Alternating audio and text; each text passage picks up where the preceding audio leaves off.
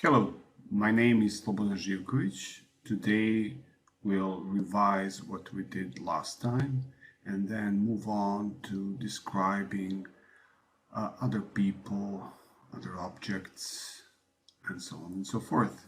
So let's start. Last time we discussed, let's say advice, not rules about conversation.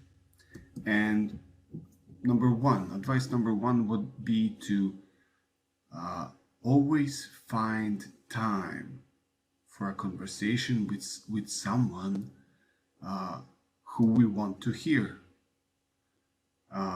If we don't want to talk to someone, well, just don't. It's very impolite. It leaves a very bad impression if you do 5 things at the same time. So do not multitask. Do one thing and one thing only. Converse, talk to someone, be interested. Number 2, listen. We all like to talk. And we all like ourselves to be heard. But very rarely do people really listen to someone. They just repeat the last bits and pieces of the conversation in order to mask that they're not really into it, that they're not really listening. So don't do that. If you are in a conversation, be 100% in it.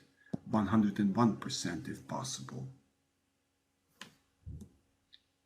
Number 3 would be regarding the questions you ask. Ask open-ended questions.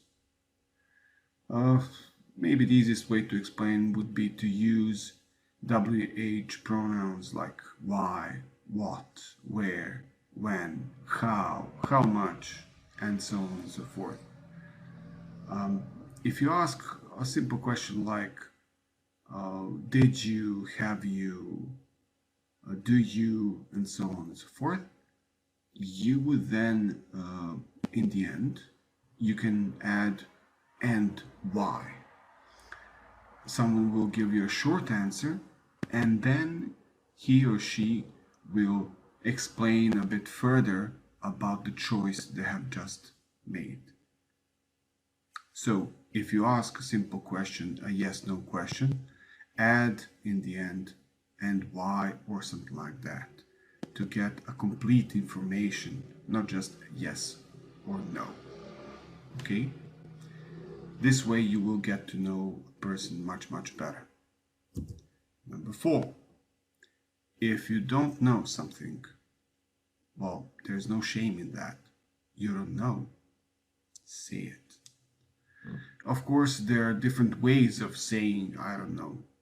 For example, me as a teacher, there often comes a time when I'm not 100% sure how something in language is today. Because I've learned it 20 years ago, and as language is a fluid, live thing, I'm not 100% sure how it is regarded, how people look at it today. So I need to check, and I say that.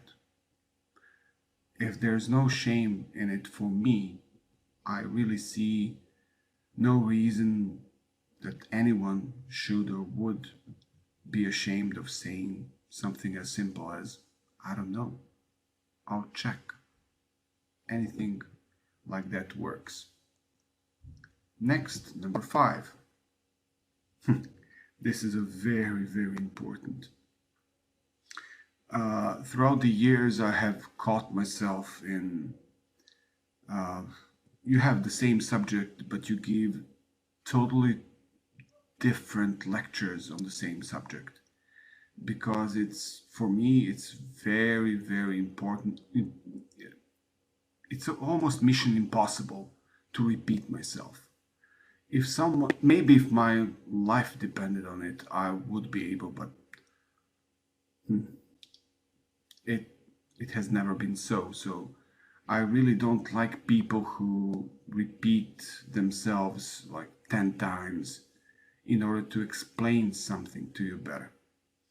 But also, for example, when I'm explaining something to my students, I try to explain one thing from a different, looking at it from a different perspective, from a different angle, because I have realized over the years that we're all different, we're all unique, and we all have a bit different angle of viewing at things. So sometimes I take a few seconds more to explain how does that thing I'm explaining look for another person's point of view, could look at least. Okay, but still try not to repeat yourself, just it's a very good thing to do, because then the person you're talking to will not get bored. If they're not bored, they will be interested and perhaps more interesting. Okay, so the conversation itself will not be boring to you, which is very important, isn't it? Number 6 is don't pay too much attention to details. No one really cares if it happened to you 12, 15, or 6 years ago. What matters is if it really happened, how it happened, where it happened, and how this thing that happened to you is related to the topic you're discussing at the moment. If someone asks you about details, of course, by all means, do it. Give them all the details they want. Otherwise, keep it brief, keep it short, keep it up to the point. And one more thing, be brief. Remember the thing we said about the miniskirt. A good conversation is like a good miniskirt. Not too short, not too long. So find a measure. And now let's move on to today's topic. It is, well, comparison. In this world, we are all different. We are all unique. Not just because our DNA is different, not just because we're all made from different and yet the same materials, but because we are all made of unique experiences. And as such, my personal opinion is that as we are all different, as we're all unique, I really see nothing unusual in being different. There's no shame in being different. It's normal to be different, and it's normal to be happy, and it's normal to be sad. No shame in that. When we say comparison, we usually compare ourselves with other people. We compare the things we own to the things that other people own. And for this, we usually do this with adjectives. Here's a little table that I've gathered a few adjectives. For example, if you want to describe someone's personality, if you say that he or she is calm, relaxed, easygoing, talkative, this means, for example, if he is calm or she is calm, it means that they, I like to talk to calm people, they calm me down. Relaxed atmosphere, That's the only atmosphere I like to talk this into. If someone is talkative, that person is easy to talk to, easygoing as well. Good company. If someone is a good company, well, this is not an adjective, but it can be used in this sense. If someone's a good company, it means that he is nice to be with, nice to talk to, cool, fun, intelligent, smart. Well, clever and smart are more or less the same. Intelligent, very, very similar to these two adjectives. Interesting, caring. Caring means that they care about the people they talk to or deal with. Consider it more or less the same as caring, that you consider other people's feelings when you are talking to them or with them. Hyperactive means, well, that they are very, very active. Okay, they like to talk a lot, sometimes jump from subject to another subject, and they usually move a lot while they talk or do a lot of gestures with their hands and with their body in general. Optimistic, charming, fascinating, adorable, happy, proud, wise, hardworking, modest, humble, adventurous, and one of my personal favorites, young at heart, and of course, tolerant. Young at heart because you can be young at heart at the age of 90, and you can be old at heart at the age of 15. So this young at heart phrase does not have necessarily, of course, have to do something to do with age. It can, but it doesn't have to. On the other hand, we have embarrassing. For example, I often hear at a certain age kids tell other kids how their parents are embarrassing them in the public. Or for example, when you're at a certain age and your mother kisses you on the forehead or walks you to the door or somewhere else, it's embarrassing for you or even annoying. Okay, and of course there's this other side of the chart. We have optimistic and then pessimistic, like a gloomy way of looking at things.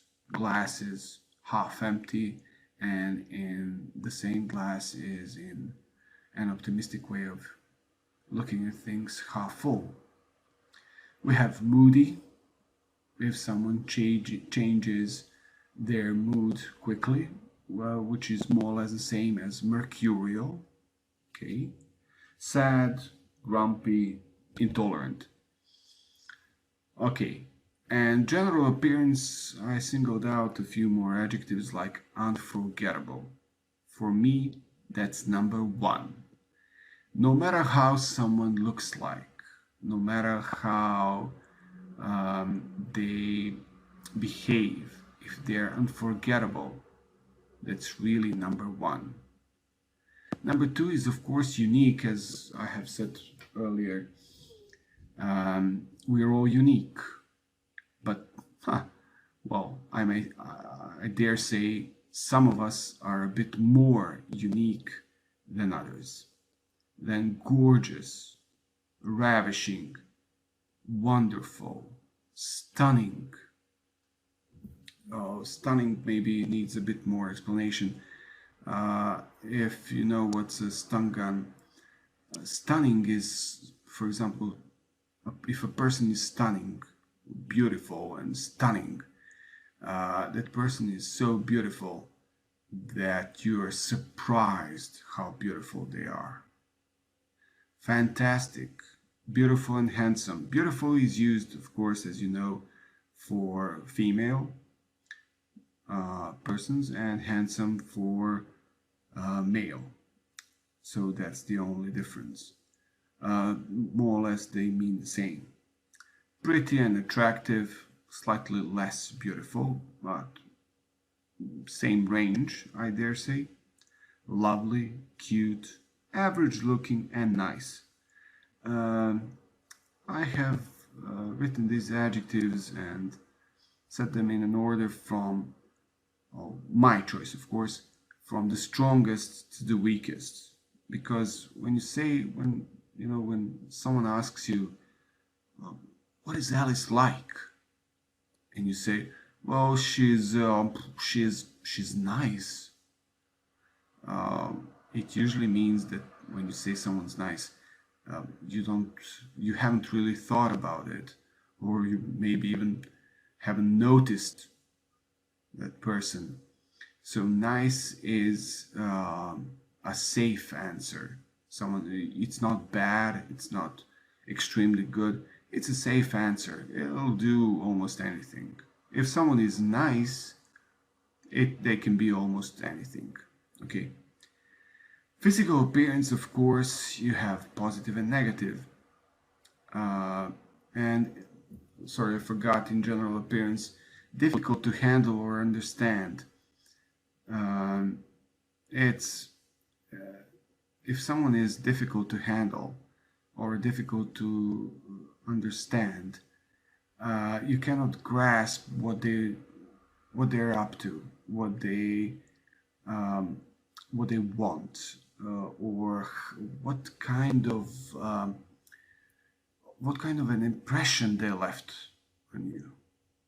Okay. Regarding physical appearance, we have different adjectives. There are really a lot of adjectives that describe physical appearance, from tall, slim, slender. For example, slim and slender are positive adjectives that describe a fit person. Okay. And if you say, for example, that someone is thin, on the other hand, they're too thin. They could use, as my grandmother used to say, a few pounds. They could use a few pounds, like 10 or 20. If you have a grandmother, then you know what I'm talking about. They always try to feed you, no matter how many kilos you have. And of course, sturdy and strong, well built. Sturdy, maybe a heavy built, heavy set. Okay. Athletic and muscular are more or less the same. There are, of course, differences, but you can use them in more or less the same context. Average looking, medium height, medium built, and so on and so forth. And on the other hand, we have short, thin, overweight, fat, chubby, weak, underweight. And here comes my personal favorite. Age. Of course, young and old. You can say that an elderly gentleman or an elderly couple, meaning that they have certain age. It depends. They can be 50, 60, 70. It depends. A teenager, it usually refers to a person aged 13 to 19. Middle-aged, for example, I consider myself to be middle-aged at the age of 46. In his or her early 30s, it means they're 31, 32 or something like that. Mid-30s would be 35, 5-ish, okay, something like that. Late 30s would be like 38, 9, close to 40. And here are the two expressions, in his or her prime. In his or her prime is an expression used to describe someone's peak, someone's best version of himself or herself, when they're the strongest, the best at something, when their skills are unmatched throughout their life. Okay. And on the right side of a certain age, well, maybe I need to explain it a bit more, with a picture. If this is, for example, on the right side of 50, on the right side of 50, it would be, if you're on the right side of 50, you're 40 something, 40 plus, 45, 46, 41. And if you are on the wrong side of 50, you're 51 to 59. So if you're, I think I'm, for example, if I'm 46, I'm on the right side of 50, but I'm on the wrong side of 40. It depends on how you look at things. Let's move on. Regarding comparison, well, there are three to four different cases that can happen. I'll explain this a bit further in Serbian, if I may. Kada poredimo sebe ili neke stvari koje imamo ili želimo sa nekim drugima ili nekim stvarima koje neki drugi imaju ili žele, tu imamo više slučaja. Možemo imati slučaje da, recimo, evo, naša olovka je duža od nečije olovke. I to je prvi slučaj koji može da se desi. Znači, da je jednostavno naša olovka je duža. Drugi slučaj koji može da se desi je da je, recimo, this teacher is less boring than I expected. Recimo, ovaj nastavnik manje dosadan nego što sam očekivao. Šta to znači? To znači, pa ne znači da nastavnik nije dosadan, nego jednostavno u manjoj meri dosadan nego što smo očekivali. Znači, ovde smo imali da je poređenje rezultiralo sa nečim većim, ok, ovde sa nečim manjim, a posle imamo, naravno, ako nije ni veće, ni manje, onda je jednako. I možemo da kažemo za neku osobu, she is as beautiful as her mother. Znači, ona je podjednako lepa, možda ne možemo da se odlučimo ili ne želimo da kažemo, ona je podjednako lepa kao njena majka. I jedan možda mali podslučaj ovog trećeg slučaja bi bio kada kažemo, recimo, Superman is not as fast as Flash. Ako Superman nije podjednako brz kao Flash, to ne znači da Superman nije brz. To nam samo daje informaciju da on nije brz kao Flash. To ne znači da je spor. I to se vrlo često upotrebljava kad ne želimo da kažemo neku negativnu stvar o nečemu. Naprimjer, umjesto da kažemo da je neko ružan, she is very ugly, možemo da kažemo, well, she is not as pretty as I expected her to be. Ok? Ajmo sada malo dalje.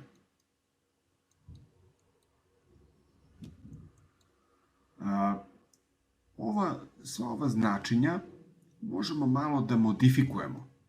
Kako? Uz pomoć nekih, da kažemo, reči, fraza.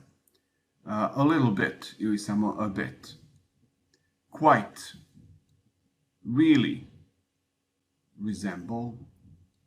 Look like. I evo par primjera kako to može da izgleda. She can be a little bit annoying sometimes, but only when she is tired. Znači, ne kažemo da je to njena glavna osobina, nego ponekad, eto, ispolji pomalo, ume da bude malo takva i takva, u tom i tom slučaju. She is quite stunning. I could not believe how beautiful she is. Ovdje imamo, znači, quite, prilično. Ne samo da je stunning, ne samo da je, znači, im posjeduje osobinu u tom, nego poprilično, prilično u tom smeru se kreće. Znači, nije 100%, ali poprilično, da kažemo. Ok, možda više nego što sam očekivao, pa smo prosto iznenađeni. Stun smo rekli da znači iznenađeni. Nešto ranije. He is a really calm and easygoing guy once you get to know him. Ovo je, znači, jedno uobičajen način da se malo modifikuje značenje nekih prideva. Really calm, extremely calm. Nešto od toga možemo primeniti. I evo, znači, dva različite načina da kažemo da neko liči na nekoga. Resemble ili look like. She resembles her father, but her sister doesn't look anything like him. We're moving on to practice. So, practice number 1 is a few sentences. My house is than yours. What do you think? Is bigger than yours. That flower is, a variation of pretty. As pretty as that one. Ali onda se ovaj drugi deo ne uklopa. It is much prettier. Što znači da u ovom prvom delu moramo da imamo negaciju. That flower is not as pretty as that one. It is much prettier. Non-smokers don't live as long as smokers. They live longer. Who is woman on earth? Bezos' ex-wife. Who is the richest woman on earth? Aladdin was the smartest thief of all.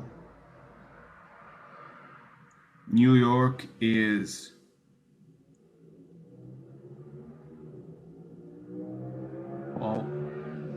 na osnovu druge rečenice ovdje imamo Paris is the best. Vidimo da dajemo prednost Parizu. Prema tome moramo da imamo negaciju. New York is not as beautiful as Paris. Paris is the best. English milk is... Na osnovu ove druge rečenice vidimo da su englesko i francusko mleko tu negdje, ali da mi imamo, da više volimo francusko. Tako da bismo ovdje rekli English milk is as strong as French milk, but I like French better. U 8. poredimo slona i konja i njihovu težinu. Definitivno težine na strani slona, tako da moramo da kažemo da imamo negaciju. A horse is not as heavy as an elephant. U 9. poredimo dvoje poprilično skupih kola. Hammer, zato imamo drugu rečenicu, da Hammer košta 50.000 više. Što znači da BMW is not as expensive. Aha, ovdje imamo then. Znači ne možemo. Moramo da kažemo BMW is not more expensive than a hammer. Hammer costs $50,000 more. U 10. imamo prilično čistu situaciju. Rugby is funnier than American football. Mary, ovdje, zahvaljujući ovoj frazi of all, vidimo da imamo izraženu tu osobinu u najvećoj meri. Mary is the prettiest of all. U 12. imamo iznenađenje. Tom ima samo 17 godina, a već je visok kao njegov otac. Tom is as tall as his father, and he's only 17. U 13. imamo apsolutno neko poređenje, in the world, što znači da će ovdje imaćemo superlativ pridjeva. Those two could be the ugliest boys in the world. I u 14. posljednjoj, Melinda is happier than Bob. I evo samo ovih rješenja, još jedan put da biste mogli da i vizualno sebi dočarate. Znači, bigger, as pretty as, prettier, as long as, the richest, the smartest, not as beautiful as strong as, not as heavy as, less expensive, more funny ili funnier, the prettiest, as tall as, the ugliest i na kraju happier. Korak dalje. Uzmite bilo koje dve slike, ja sam slučajno ovde naveo dve slike, dva para. Na desnoj strani naravno možete naći mnogo razlika između ove dve slike, evo recimo možete primetiti da je par, na primjer, na desnoj strani stariji, on the right side, okay? Couple on the right side is older than the couple on the left, i tako dalje, i tako dalje. Probajte da nađete 5 razlika između ova dva para. I sada malo naprednije vežbanje. I am as happy as a cloudless sky. Možete vršiti poređenja sa nekom slikom. Cloudless sky, kad je nebo bez oblaka, to je kao kad smo mi bez ikakvih briga. Znači da smo apsolutno srećni. A za cloudless sky to je jedno vrlo slikovito način izražavanja. Ili, evo još nešto što ja smatram slikovitim, a pig in mud, ko je jednom video svinju i tu sreću svinje u blatu, to sigurno sam nikada neće zaboraviti. I'm as fast as, uglavnom se poredimo s nekim vozačima Formule 1 ili slično, ali ovog puta ja sam dao malo drugačije poređenje. As my sister when she tries to avoid washing dishes after lunch. Možete normalno, vrlo često se ovo zasniva na ličnom iskustvu. Znači dajete neka vrlo slikovita poređenja koja čine ovako i razgovor interesantnijim i uopšte same opise. I my sisters are as kind to me as, ne znam koliko su vaše sestre, bile dobre prema vama, moja je bila izuzetno dobra prema meni, moram da priznam, hvala. Ali ovdje imamo as Frankenstein was to his victims. Znači sve može da se kaže na više načina. Eksperimentišite. Dokle god isprobavate, to znači da učite. Mali domaći. Think of 2 students from your class and try to find 5 adjectives for each student that describe them best. Znači probajte da nađete tih nekih 5 prideva i sljedeći čas pročitajte tih 5 prideva i da vidite da li će se makar ta osoba prepoznati, a ako ne, onda da li će bar neko iz ostatka odeljenja prepoznati ko su za deca. Hvala vam na strpljenju, thank you for your patience and see you next time.